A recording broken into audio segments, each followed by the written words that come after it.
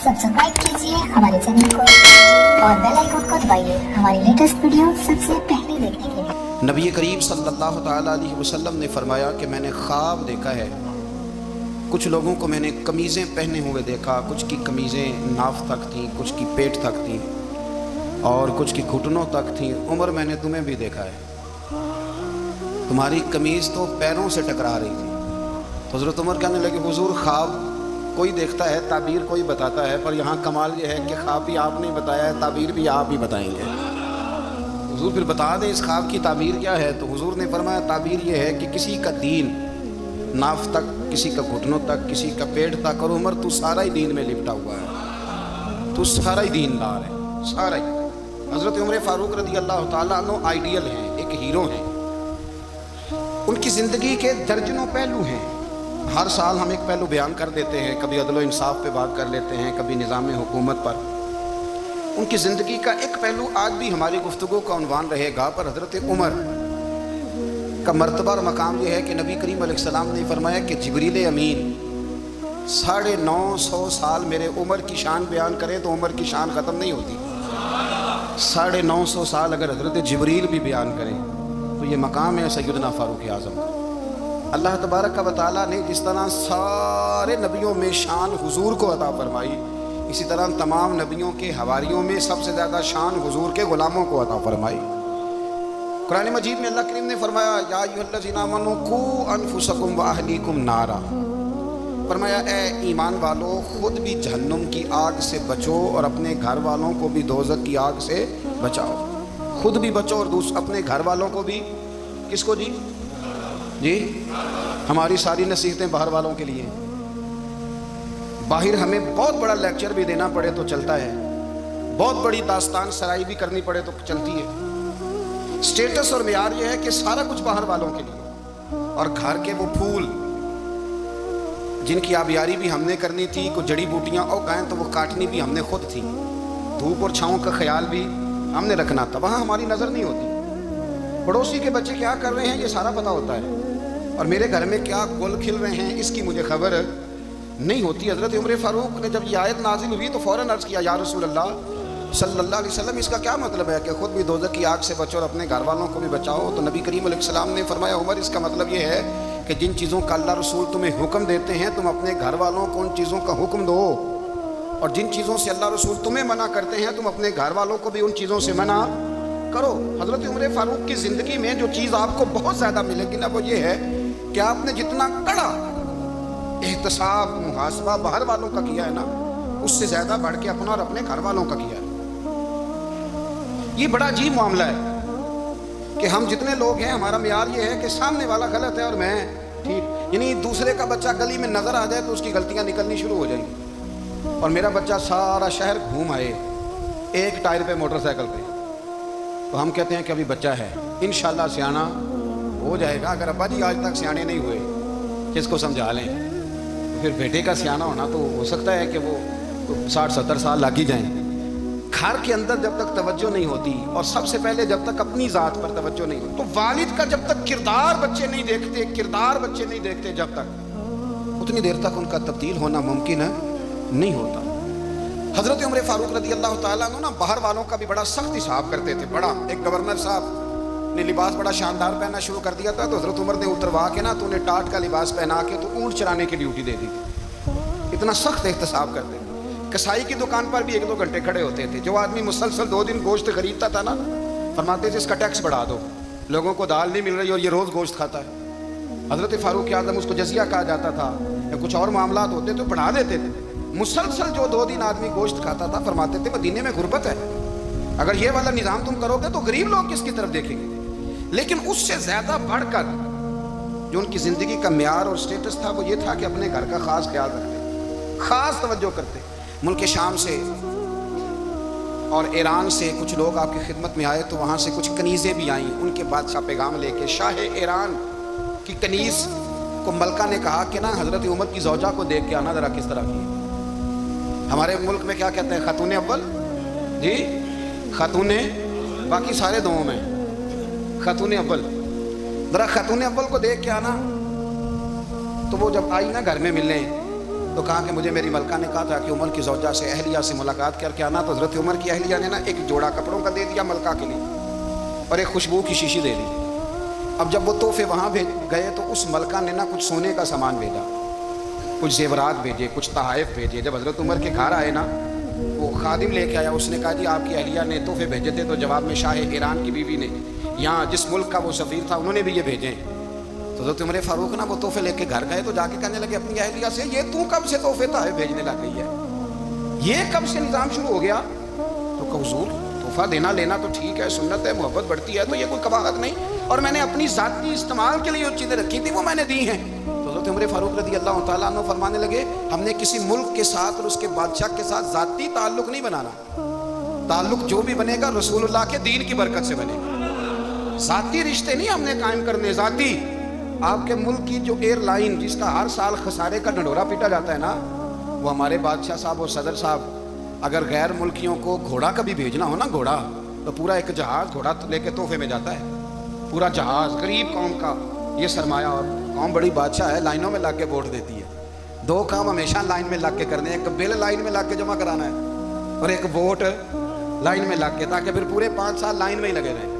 مرضی سے آپ ووٹ دینا, پر جو بات درست ہے اس کو سنو. حضرت عمر فاروق رضی اللہ تعالیٰ عنہ نے اپنی اہلیہ سے پوچھا کتنے کا تھا وہ تیرا جوڑا اور خوشبو کی شیشی؟ انہوں نے کہا 3 دینار کی. فرمایا یہ 3 دینار تیرے, اور باقی جو تحفے آئے ہیں وہ تو خود کہہ, چونکہ اس نے تیرے نام بھیجے ہیں, تو کہہ کہ میں مال غنیمت میں دیتی ہوں, تو کہہ میں مسلمانوں کو کہہ. تو زوجہ ہنس پڑی, کہنے لگی میں نام بھی کہوں تو مجھے کہنا تو پڑے گا ہی, کہنا تو میں نے ہے ہی, کیونکہ سامنے عمر فاروق ہیں, لہذا فرمایا کہہ دیتی ہوں میں نے دیا خزانے کو. حضرت عمر نے جمع کرا لیا. میں یہ کیا بات ہے, میرے گھر والے جو مرضی کریں, ان کا معیار زندگی جس طرح کا مرضی ہو. اور حضرت عمر ایک جملہ کہا کرتے تھے, اللہ کرے کہ یہ باتیں اس دور حاضر میں ہماری سمجھ میں آئیں. حضرت عمر فاروق رضی اللہ تعالیٰ عنہ اپنے بچوں کو فرمایا کرتے تھے کہ بہت آدمی کو بھوک لگی ہو نا, اور پھر اس کی پسند کا کھانا پکا ہو, تو اتنے شوق سے وہ اس کھانے کو دیکھتا ہے نا, فرمایا اس طرح پوری قوم اپنے بادشاہوں کے خاندان کو دیکھتی ہے, اس تیزی کے ساتھ دیکھتے ہیں کہ ان کے گھر میں کیا ہو رہا ہے, ان کا معیار زندگی کیا ہے, ان کا سٹیٹس کیا ہے. سیدنا فاروق اعظم رضی اللہ تعالیٰ عنہ نے اپنے گھر کے اندر اپنے بچوں, آپ کے بچے دونوں کاروبار کے لیے مصر گئے,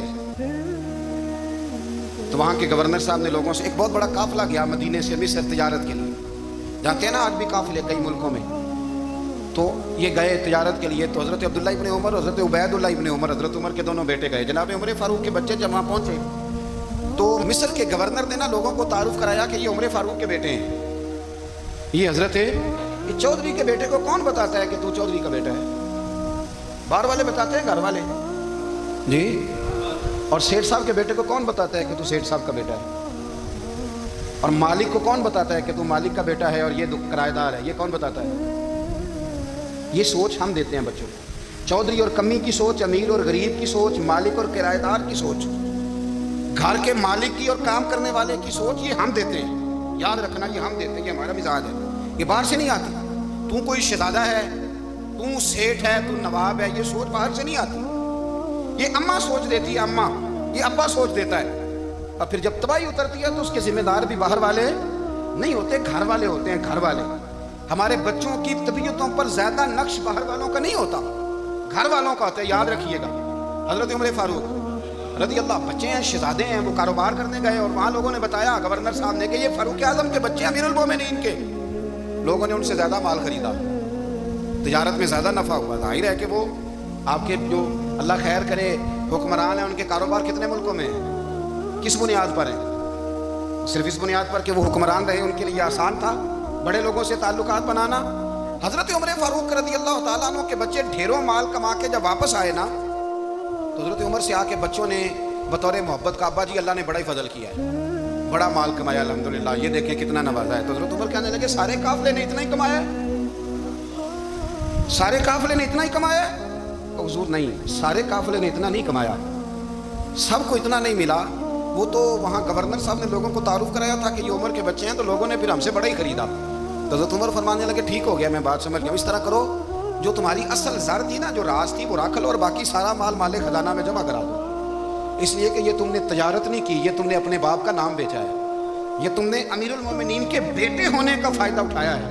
فرمایا یہ تمہارا نہیں حق، یہ مسلمانوں کا ہے، اس لیے کہ یہ مال تم نے محنت سے نہیں کمایا، یہ باپ کی کرسی کا فائدہ اٹھایا ہے۔ اور فرمایا اگر تم نے مال جمع نہ کرایا تو میں مال بھی لے لوں گا زبردستی اور کوڑے بھی ماروں گا، ڈبل سزا دوں گا، مرضی سے جمع کراؤ گے تو کوڑوں سے بچ جاؤ گے۔ بڑے بیٹے نے تو جمع کرا دیا تو چھوٹا تھوڑا پریشان ہوا، تو حضرت عبداللہ ابن عمر چھوٹے کا ماتھا چوم کے کہنے لگے بیٹے چپ کر کے جمع کرا، یہاں بھی فخر کر کے ہم عمر کے بیٹے ہیں اور قیامت میں بھی فخر کریں گے کہ ہم فاروق اعظم کے بیٹے ہیں، یہاں بھی ناز کریں گے اور وہاں بھی ناز کریں گے کہ عمر کے بچے ہیں۔ ہمارے باپ نے خود بھی حلال ہی کھایا ہے اور جب ہماری کمانے کی باری آئی ہے تو ہمیں حکم بھی حلال کھانے کا دیا۔ بھائی ہمارا مزاج نہیں، بچہ جب لے کے آتا ہے 2 لاکھ روپیہ تو کبھی پوچھے کہاں سے آیا ہے، جب وہ پہلے دن غلط دوستوں کے پاس جا کے بیٹھتا ہے تو کبھی نکالنا ہے گھر سے اسے۔ یہ بہت سارے خمیازے ہمیں اس لیے بھگتنے پڑتے ہیں کہ ہم ابتدا میں سوراخ بند نہیں کرتے، جب اس میں شگاف پڑ جاتا ہے، سیلاب آتا ہے تو ہمیں ہوش آتی ہے۔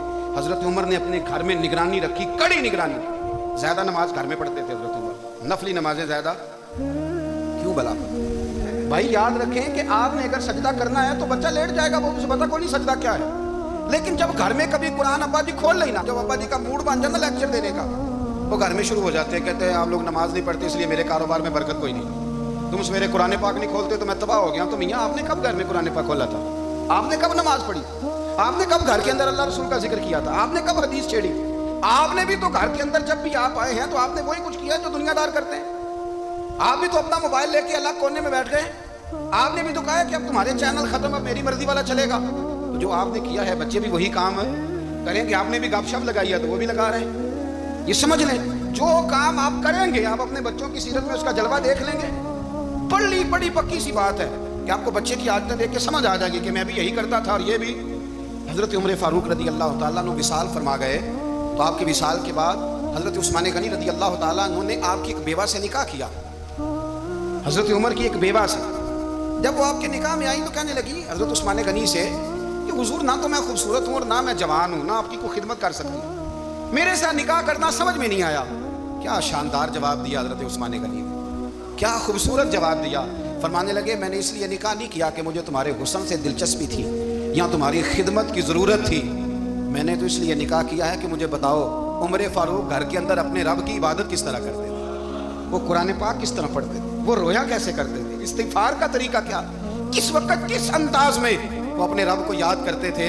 اس لیے کہ عمر کئی دفعہ گھر سے آتا تھا تو میں اس کے چہرے پر نور دیکھا کرتا تھا، میں روشنی دیکھتا تھا، ایک معیار دیکھتا تھا۔ نکاح اس لیے کیا ہے کہ مجھے عمر کی جو گھر کے اندر کی عبادت ہے اس سے آگاہ کرو، تاکہ عثمان غنی بھی چاہتے ہیں اس طرح کے عمل کرو جس طرح کے عمر فاروق کر کے گئے ہیں۔ بھائی جب تک ہم اپنے گھر میں وہ توجہ نہیں دیں گے، وہ مزاج دیکھیں نا، ہمارے گھروں میں جب نقشہ پاس ہوتا ہے تو ٹی وی لان بھی اس میں ہوتا ہے، ڈرائنگ روم بھی ہوتا ہے، نماز کی جگہ بھی ہوتی ہے نقشے میں۔ صحابہ جب گھر بناتے تھے تو ایک مسجد بیت کا نقشہ پاس کرتے تھے، ذہن میں رکھتے تھے کہ یہ کونا نماز کے لیے، وہاں جوتے لے کے کوئی نہیں جائے گا، وہاں نماز پڑھی جاتی تھی، عورتیں وہاں اعتکاف کرتی تھیں۔ ٹی وی لان تو آ گیا ہے اور گھر کے اندر ٹی وی رکھنے کے لیے تو ایک کمرہ الگ سے بنا دیا گیا ہے، اور اب جو نئے نقشے پاس ہو رہے ہیں اس کے اندر گھروں کے اندر جگہ بنائی گئی ہے جہاں کمپیوٹر رکھے جائیں، اور بچوں کے لیے وائرنگ ہوگی نیچے تاکہ انہیں کوئی مشکل درپیش نہ ہو۔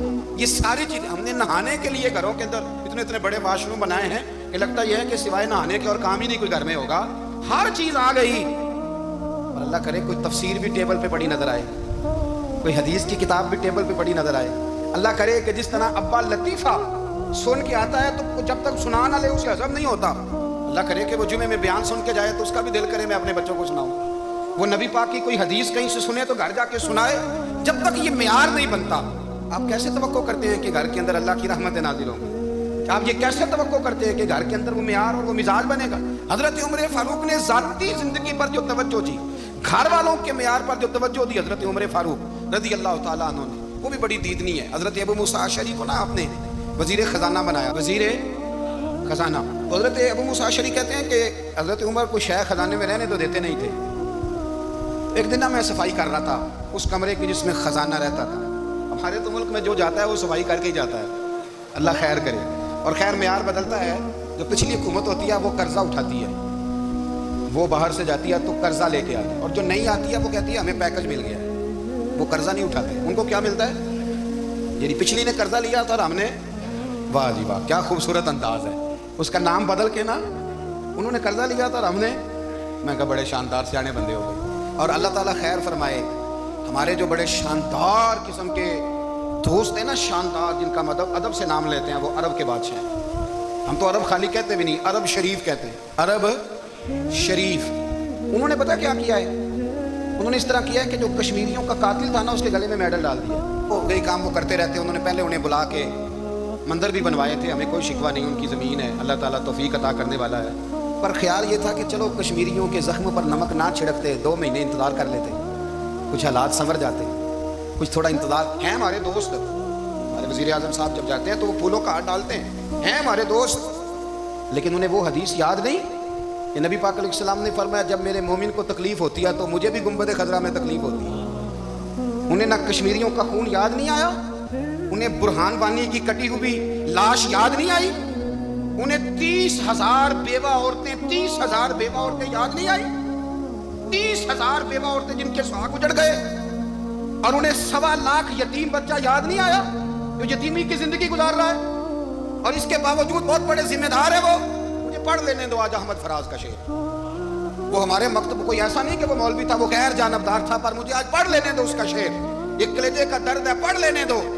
اس نے کہا تھا کہ پڑھتا ہوں تو کہتی ہے یہ خالق کی کتاب ہے, مثل یہودی یہ سعودی بھی عذاب, اس قوم کے بارے میں کیا لکھوں فراز, کعبے کی کمائی سے جو پیتے ہیں شراب, کعبے کی کمائی سے جو پیتے ہیں شراب, اس قوم کے بارے میں کیا لکھوں فراز. کہ کعبے کی کمائی سے جو پیتے ہیں شراب, میں خیال نہیں آیا تمہارا صرف دین یہ ہے کہ قبریں گرا دو, مزارات گرا دو, فقط یہ دین ہے؟ کوئی نبی پاک کے روزے کی طرف منہ کرے تو اسے مشرک کہو, یہ دین ہے؟ اس کا نام مذہب رکھا ہے تم نے. مذہب تو اس کا نام ہے کہ جو رسول اللہ کا نام لینے والا ہے وہ ہمارا یار ہے, اور جو نبی پاک کا نام لینے والا نہیں, ہمارا اس سے کوئی تعلق ہے, یہ دین ہے. حضرت عمر فاروق کی سیرت سنا رہا ہوں, حضرت عمر کی. حضرت ابو موسیٰ اشعری نے ایک عیسائی کو منشی رکھا تھا, اکاؤنٹ آفیسر حضرت ابو موسیٰ اشعری نے. تو حضرت عمر فاروق بول پڑے, کہنے لگے تمہیں مسلمان کوئی نہیں ملا تھا, کلمہ کو نہیں تمہیں نظر آیا, کشمیریوں کی لاشیں نظر نہیں آتی, ان کا خون بہ رہا ہے, تباہی اتر رہی ہے, اور تم قاتل کو گولڈ میڈل پہنا رہے ہو. اور یاد رکھنا, جب مسلمانوں کی بچیاں روندی جاتی ہوں نا تو پھر اسلام امن کا درس نہیں دیتا, پھر اسلام جہاد کی بات کرتا ہے, پھر اسلام جہاد کی بات کرتا ہے, جہاد کی. وہ قومیں غیرت مند نہیں ہوتی کہ جن کے گھروں میں آگ لگی ہو اور وہ غیروں کو ہار پہناتی پھرے. اللہ کا کچھ خوف کرو, زندگی مختصر ہے. دبئی میں کتنے رہے اور کتنے چلے گئے, خدا را کچھ. خدا تم سے اچھے تو وہ نیو یارک کے رائٹر ہے جو کم از کم اپنے کالموں میں کشمیر کی بات کرتے ہیں. تم سے اچھا برطانیہ کا وہ شخص ہے جو کم از کم BBC لندن پہ رپورٹ جاری کرتا ہے تو کہتا ہے کشمیر پہ ظلم ہو رہا ہے. تم سے تو وہ اچھے رہ گئے. تم نے بات کرنا تو دور کی بات, تم نے دشمنوں کے گلے میں ہار پہنانے شروع کر دیے. کل جب پوچھیں گے بلا کے تم کو اپنے سامنے, کیا جواب جرم دو گے تم خدا کے سامنے. بڑی تکلیف ہوئی, بڑی تکلیف ہوئی. وہ نا منصور حلاج کو پھانسی دی جا رہی تھی, حضرت جنید بغدادی بھی آ کے دیکھنے لگے. تو منصور حلاج کہنے لگے بابا سارا زمانہ دیکھے پر تو نہ دیکھ, سارا زمانہ تماشا دیکھے انہیں تو پتا کوئی نہیں نا, تو نہ دیکھ. عرب شریف والو, ٹرمپ اسے انعام دیتا تو تکلیف کوئی نہیں تھی, ملکہ وکٹوریا اسے انعام دیتی تو تکلیف کوئی نہیں تھی, پر تم تو نہ ایسا کرتے. تم تو اپنے تھے, تم تو کلمہ گو تھے, تم تو یہ ظلم نہ کرتے, تم تو یہ حرکت نہ کرتے. میں کہتا ہوں ٹھہر ہی جاتے, جانا نہیں دنیا سے, اللہ کے حضور حاضر نہیں ہونا. جب رسول اللہ قبر میں آئیں گے تو کیا جواب دو گے؟ خدا را, حضور نے فرمایا تھا گناہ روک نہیں سکتے تو دل میں ہی برا جان لو. ذالک اضعف الایمان, یہ کمزور ایمان ہے, کم از کم اتنی حد تک تو آ جاؤ, دشمن سے گلے تو نہ ملو. خدا را سمجھے, ہمارا پہلا تعارف یہ ہے کہ ہم رسول اللہ کے غلام ہیں. اقبال نے کہا تھا وطن کا بت نہ بنانا, وطن کو بت نہ بنانا. اقبال کہنے لگے ان تازہ خداؤں میں بڑا سب سے وطن ہے, جو پیرہن اس کا ہے وہ مذہب کا کفن ہے. اس لیے کہ بازو تیرا توحید کی قوت سے قوی ہے, اسلام تیرا دیس ہے, اسلام تیرا دیس ہے. کیونکہ تو مصطفی ہے, تو نبی پاک والا ہے, مصطفیٰ والا. اسلام تیرا دیس ہے, تو مصطفی ہے. امریکہ میں جو مسلمان رہتا ہے ہمارا بھائی ہے, اور پاکستان میں جو مرزائی رہتا ہے اس سے ہمارا کوئی تعلق نہیں ہے. حضرت عثمان غنی نے اپنے چچا کے بیٹے سے کہا تھا کہ تو کلمہ نہیں پڑھتا تو تیرا میرا رشتہ کوئی نہیں. بلال حبش سے آیا ہے پر میرے نبی کا غلام ہے تو سگے بھائیوں سے بھی آگے ہے. ہزاروں قومیں وجود میں آئیں دہر میں خوش کو تر کے رشتے سے, پر ہم نے بنیاد دوستی رکھی یاد خیر البشر کے رشتے سے. اپنی ملت پر قیاس اقوام مغرب سے نہ کر, خاص ہے ترکیب میں قوم رسول ہاشم. کچھ خیال کرے, پہلا تعارف دین ہے. اگر دین نہیں تو پھر کسی وطن کی کوئی ضرورت، اس لیے کہ پاکستان کا تصور اقبال نے پیش کیا نا، تو اقبال کہنے لگے ان تاغا خداؤں میں بڑا سب سے وطن ہے جس کو تم بت بنا کے پوجتے ہو۔ ہمارا وطن تو ہمیں جان سے زیادہ پیارا ہے، پر پہلے پاکستان نہیں، پہلے اسلام، پہلے اسلام تیرا دیش ہے، تو مصطفی ہے۔ تو آمدان بس سے مطلب حضرت عمر فاروق رضی اللہ تعالی عنہ، حضرت سیدنا ابو موسیٰ اشعری کہتے ہیں کہ میں نے نا صفائی کی، مال غنیمت کی میں نے صفائی کی، تو 1 دینار مجھے نا کہیں پڑا ہوا مل گیا، تو فرماتے ہمیں اجازت ہوتی تھی کہ 1 آدھ دینار ہم اپنی مرضی سے کہیں خرچ کر سکتے۔ اگر آپ ناراض نہ ہوں تو ہمارے ہاں جب چیئرمین صاحب، ناظم صاحب ٹھیکے دیتے ہیں تو ٹھیکیدار ان کا چھوٹا بھائی ہوتا ہے یا چچا کا بیٹا ہوتا ہے یا خالہ کا بیٹا ہوتا ہے، وہ خود ناظم ہوتے ہیں اور ان کا چھوٹا بھائی ٹھیکیدار ہوتا ہے، یعنی وہ نا سارا کچھ گھر کے اندر ہی رہتا ہے، گھر کے اندر ایک پیسہ دیتا ہے، دوسرا واپس اس کو واپس کر دیتا ہے، گھر کے اندر ہی۔ اب تو خیر ہمارے لوگ سمجھدار ہو گئے، ایک بندہ ایک سیاسی جماعت میں ہوتا ہے، دوسرا دوسری میں، اور تیسرا جس کی بھی حکومت آئی، حکومت تو ہماری رہے گی نا، ایک بندہ تو ہے نا اس جماعت۔ یہ اچھا لوگوں نے ایک طریقہ نکالا ہے۔ تو حضرت عمر کے بیٹے گزر رہا تھا، تو حضرت ابو موسیٰ اشعری کہتے ہیں میں نے صفائی کی تو 1 دینار نکلا، تو میں نے وہ 1 دینار نا حضرت عمر کے بیٹے کو دے دیا۔ میں نے کہا لو بیٹا اپنے چچا کی طرف سے تحفہ۔ تو گھر جا کے انہوں نے حضرت عمر کو بتایا کہ چچا نے پیسے دیے ہیں، چھوٹے بچے تھے۔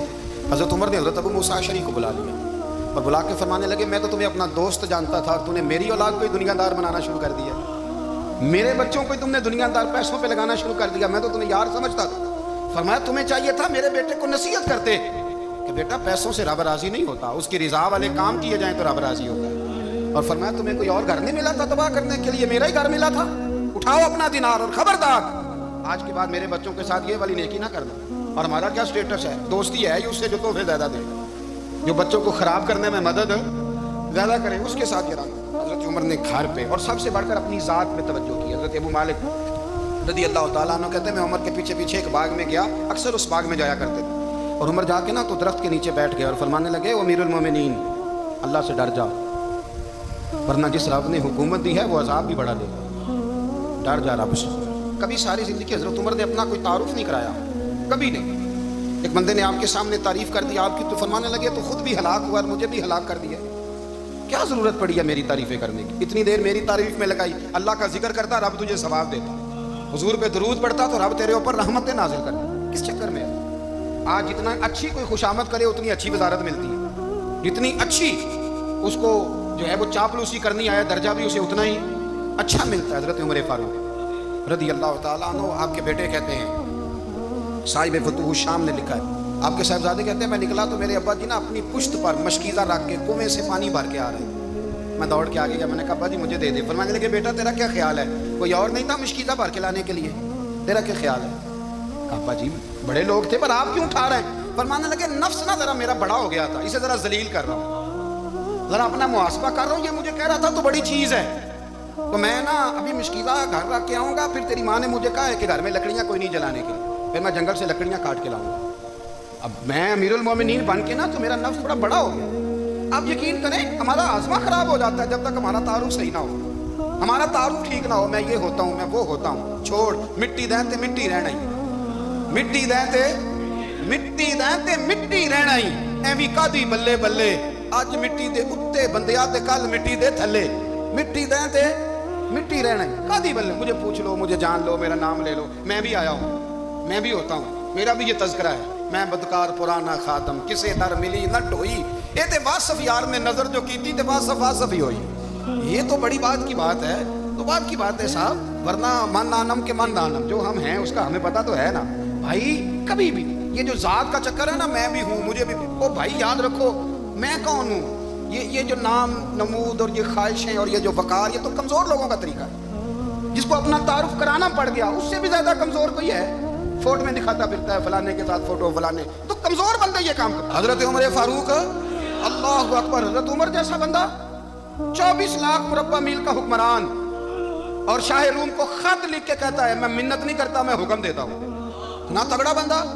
جنگ قادسیہ کے لیے حضرت سعد بن ابی وقاص کو بھیجا، فتوح الشام پڑھ کے دیکھیں، حضرت عمر بڑے پریشان ہیں، اتنے دن ہو گئے کوئی رپورٹ ہی نہیں آئی، اب تو موبائل ہے نا، ایک منٹ کی رپورٹ لیں آپ، بلکہ آپ 1 منٹ کی فوٹو لیں آپ، رپورٹ تو دور رہ گئی، حضرت عمر فاروق رضی اللہ تعالیٰ عنہ بڑے پریشان ہیں کہ قادسیہ میں حضرت سعد بن ابی وقاص کے ساتھ لوگ جہاد کرنے گئے، رپورٹ کوئی نہیں آ رہی، اتنے پریشان تھے کہ باہر نکل کے نا اس رستے پہ بیٹھ جاتے جو رستہ قادسیہ کی طرف سے آتا تھا، اس جو بھی آتا جاتا پوچھتے جنگ کے کیا حالات ہیں۔ ادھر جب اللہ نے فتح دے دی نا تو حضرت سعد بن ابی وقاص رضی اللہ تعالیٰ عنہ نے ایک قاصد کو خط دے کے بھیجا، کہنے لگے عمر کے پاس جاؤ، انہیں اطلاع دو کہ الحمدللہ اللہ نے اسلام کو فتح عطا کر دی۔ یہ حضرت عمر کو جا کے دینا، وہ بڑے پریشان ہوں گے۔ وہ جو اس زمانے میں اس طرح ہوتا تھا کہ کئی دور دور سے صحابہ جو دوسرے شہروں کے ملکوں کے رہنے والے ہوتے تھے وہ بھی آ کے شامل ہو جاتے تھے جہاد میں۔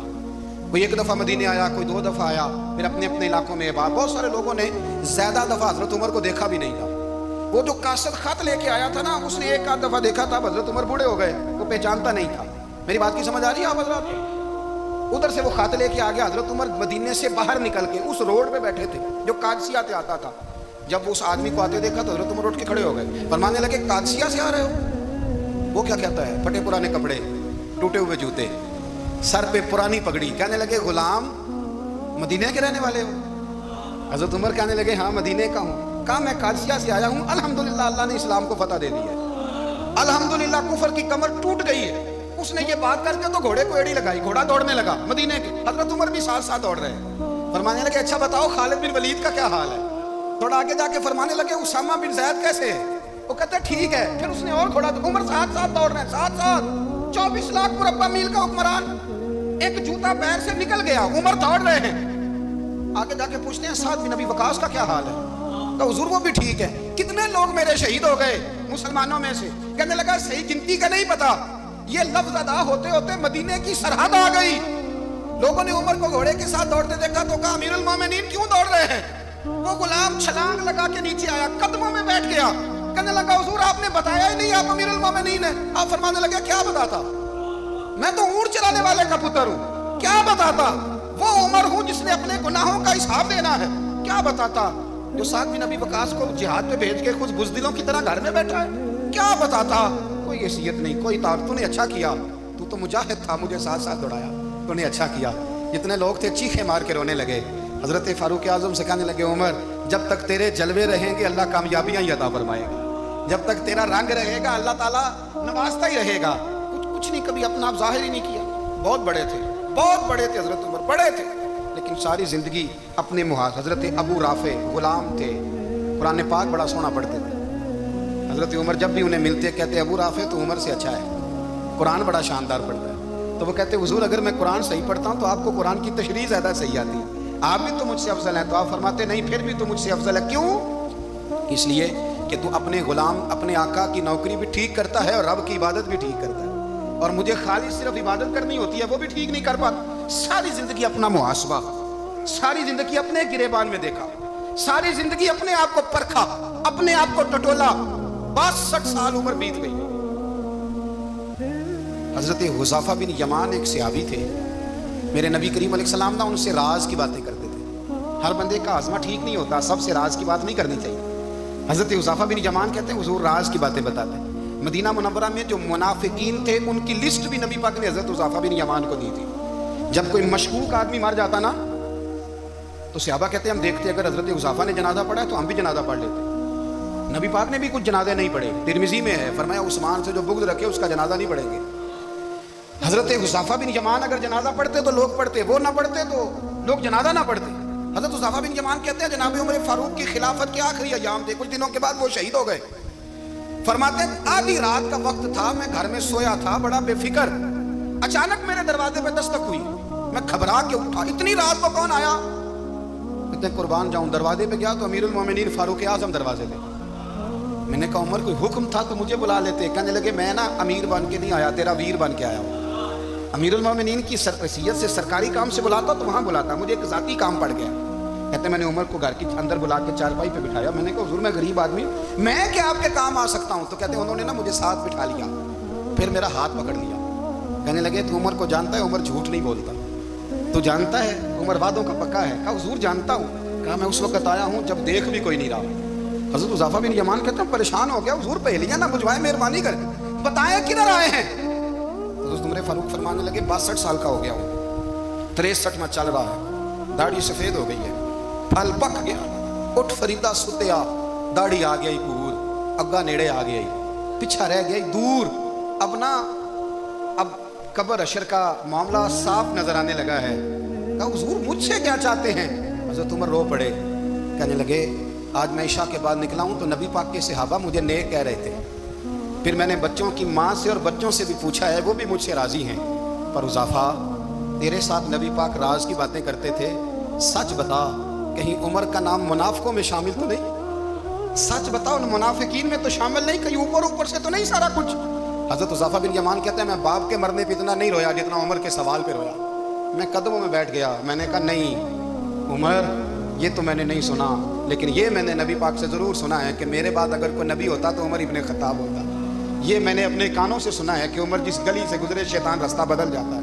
ये मैंने अपने कानों से सुना है कि 950 साल हजरत जिब्रील जनाब उमर की शान बयान करे तो फिर भी बयान नहीं हो सकता। ये मैंने ज़रूर सुना। दोस्तों सारी ज़िंदगी हजरत उमर ने अगर दूसरों का मुहासबा किया तो अपना और अपने बच्चों का भी कड़ा ख्याल रखा, अपनी ज़ात पर बड़ी तवज्जो दी।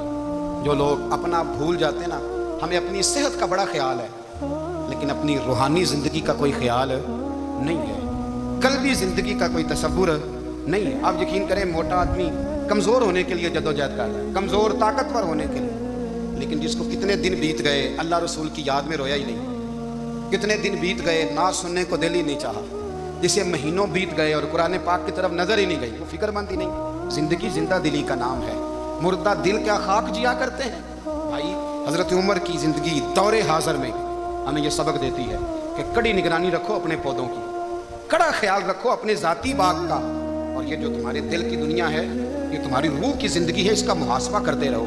नबी करीम अलैहिस्सलाम ने फरमाया अपना हिसाब खुद कर लो कबल इसके कि तुम्हारा हिसाब किया जाए। अपना हिसाब बोलिए, अपना हिसाब। हम सारी दुनिया का हिसाब करते फिरते हैं, कोई कहाँ से कमाता है कहाँ खाता है, पर अपना हिसाब हुजूर ने फरमाया हिसाब कर लो कबल इससे कि तुम्हारा हिसाब। मौला अली फरमाते हैं नमाज पढ़ लो कबल इसके कि तुम्हारी नमाज पढ़ी जाए, नमाज पढ़ लो कबल इसके कि तुम्हारी। अपना मुहासबा करें, थोड़ा सा ना ऊपर दाएं बाएं देखने की बजाय थोड़ी सी गर्दन झुका के ना, दरवेश कहते हैं बुरे बंदे नु मैं लभन टुरिया ते जग ते मिलया ना कोई, अपने अंदर झाती पाई ते मैथों बुरा ना कोई। थोड़ी सी ना, थोड़ी सी अपनी तरफ तवज्जो दें। हम ना बेचैन वक्त गुजार रहे हैं, बेकरार हैं, बेसुकून हैं। सबब ये है कि हमने ना अपना हिसाब करना छोड़ दिया है। हिसाब करोगे, बेहिसाब तो बंदा रोटी खा ले तो बीमार हो जाता है, और अगर ज़िंदगी बेहिसाब गुजरे, गुनाहों का हिसाब ही ना किया जाए, तकवे की तरफ तवज्जो ही ना की जाए, तो फिर ज़िंदगी दुश्वार हो जाती है। और अल्लाह पूरी उम्मत मुस्लिमा को एक हज़रत उमर फ़ारूक रदी अल्लाह तआला अन्हु के तरीके पर चलने वाला लीडर अता फरमा, हमेशा मिदहत खैरुल अनाम में गुजरे। दुआ है ये उमर दरूद।